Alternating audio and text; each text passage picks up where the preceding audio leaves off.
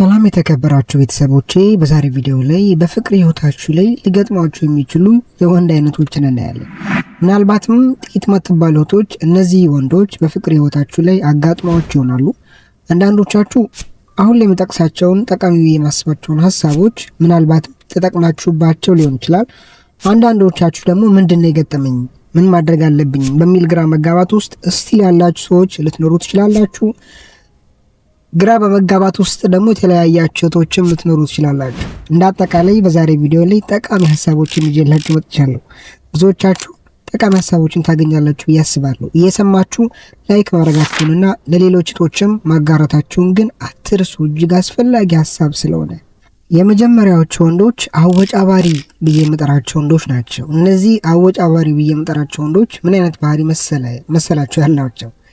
የሆነ ሐሳብ አንስተዋል ማለት በሁለታችሁ መካከል ግጭት ሊያስነሳ የሚችል፣ እናንተን ሊያሳዝን የሚችል፣ እናንተን ሊበድል የሚችል ድርጊት ፈጽመዋል።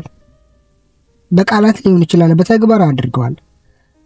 በንግግር ውስጥ ነገሮችን ለመፍታት ባላችሁ ሁኔታዎች ውስጥ ነገሮች ተገለባብጠው ጥፋቱን ያጠፋሁት እኔ ነኝ እሱ ነው፣ ይሄን ነገር ያልኩት እኔ ነኝ እሱ ነው፣ ያልኩት ነገር ትክክል አልነበረም ማለት ያደረገው ነገር ትክክል ነው ማለት ነው፣ አምኜ መቀበል ነበረብኝ እንድትሉ የሚያደርጓቸው ወንዶች ናቸው።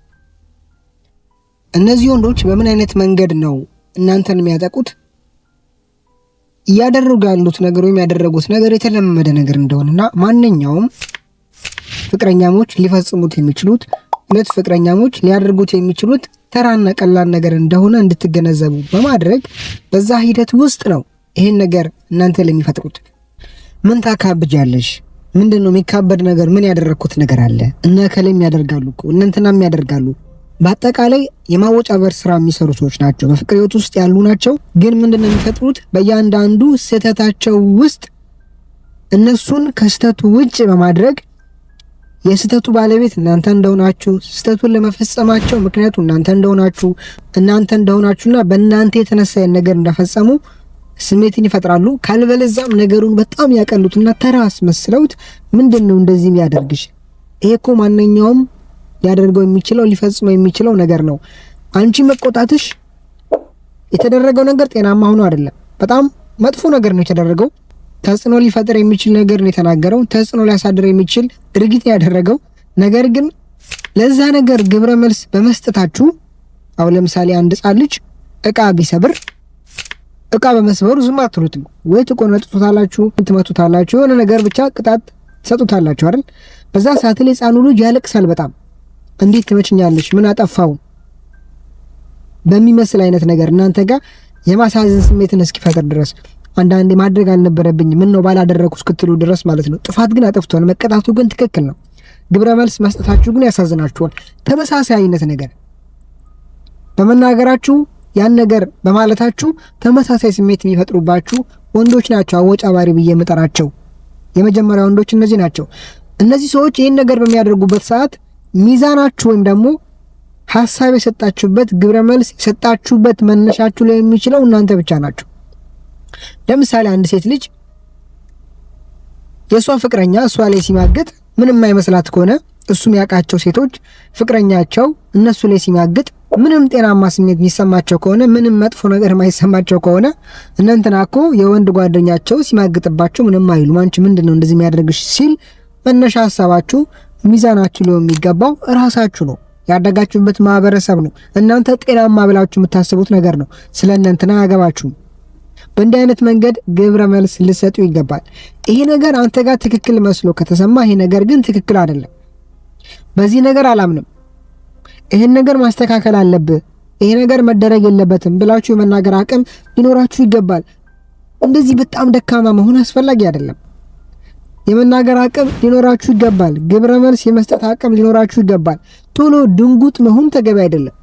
ባጠፋው ጥፋት እሱ በሰራው ስራ እናንተ ድንጉጥ መሆናችሁ ተገቢ አይደለም። እነዚህ አወጫባሪ ወንዶች ምላቸው ናቸው። እናንተ ጋር የድንጋጤ ስሜት የሚፈጥሩ ናቸው።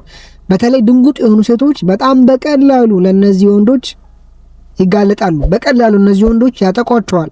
በቀላሉ እነዚህ ወንዶች ይፈልጉትን ነገር የማድረግ አቅም ይኖራቸዋል እነሱ ላይ።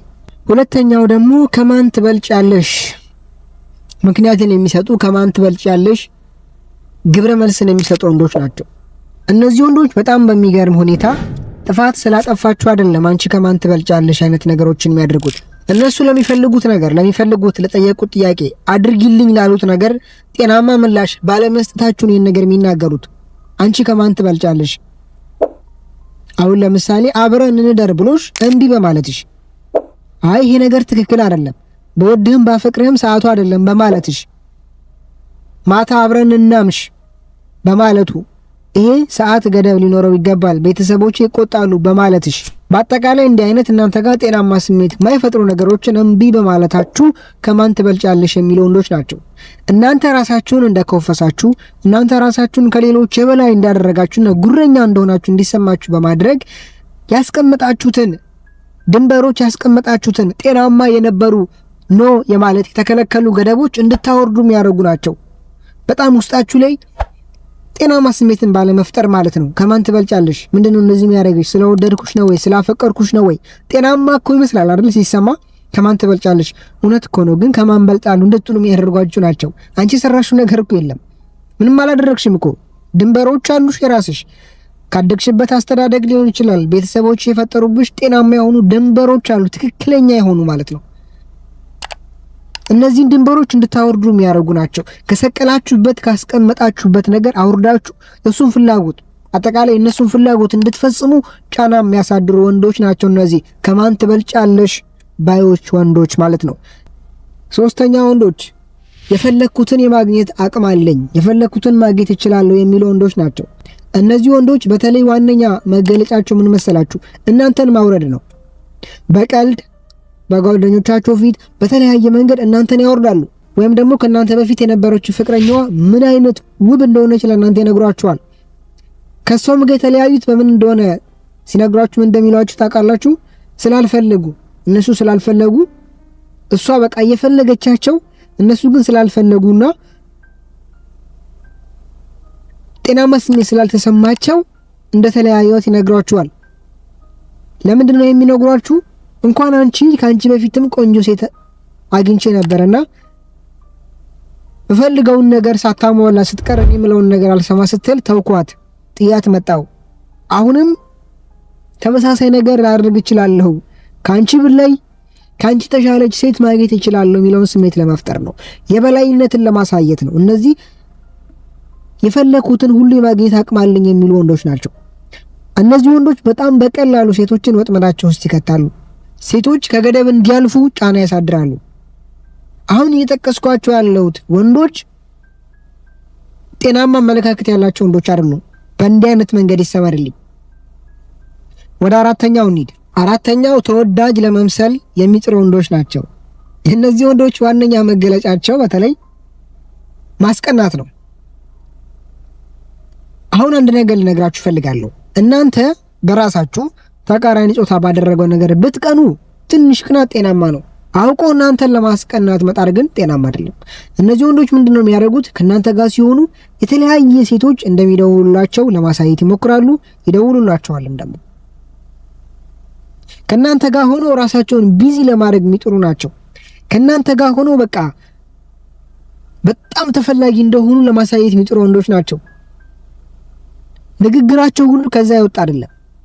ውይይት ደግሞ ደወለች አይገባትም እንዴ አልፈልግሽም ስላት አይነት ስሜት የሚፈጥሩ ናቸው። ተወዳጅ ለመምሰል የሚጥሩ ወንዶች ናቸው። እነዚህ ወንዶች አሁንም እናንተን ለማጥመድ ነው፣ በቁጥጥራቸው ውስጥ ለማስገባት ነው። ወይኔ እንዳልቀማ አይነት ስሜት እንዲፈጠርባችሁ የሚያደርጉ ናቸው። እነዚህ በአጠቃላይ የጠቀስኳቸው ወንዶች ጤናማ አመለካከት ያላቸው ወንዶች አይደሉም።